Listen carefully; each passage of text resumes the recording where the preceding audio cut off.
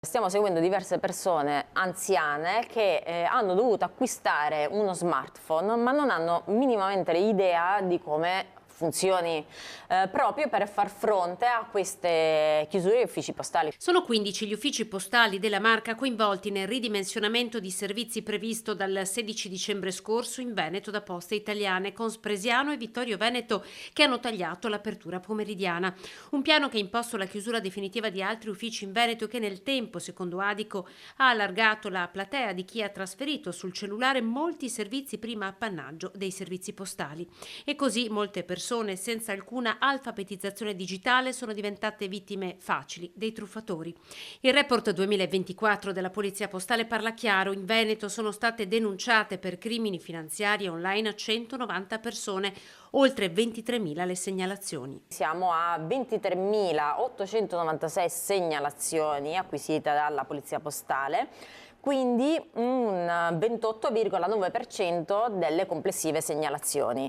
Rispetto all'anno precedente abbiamo un aumento del 15%, quindi è un dato Non importante, poco.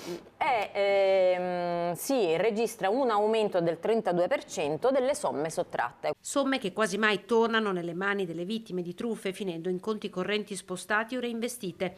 Il boom delle truffe nel 2024, non solo INPS, banche o Agenzia delle Entrate, anche il nome di Adico o dello sportello del consumatore è stato usato come cavallo di Troia per impossessarsi di password o credenziali d'accesso. Riscontriamo tantissime richieste di aiuto di persone che dicono di ricevere una comunicazione da parte di Adico che informa il cliente che questa convenzione non è più attiva, quindi anche noi stiamo diventando vittime di questa truffa. Ufficio Adico, che solo nell'ultimo anno ha gestito 500 pratiche per bollette pazze, oltre 40 pratiche aperte in 3 settimane con una media di 6 al giorno per un importo totale di poco inferiore ai 100.000 euro. Le proposte sono le più assurde e chi non ha gli strumenti è ovvio che diventa una facile preda.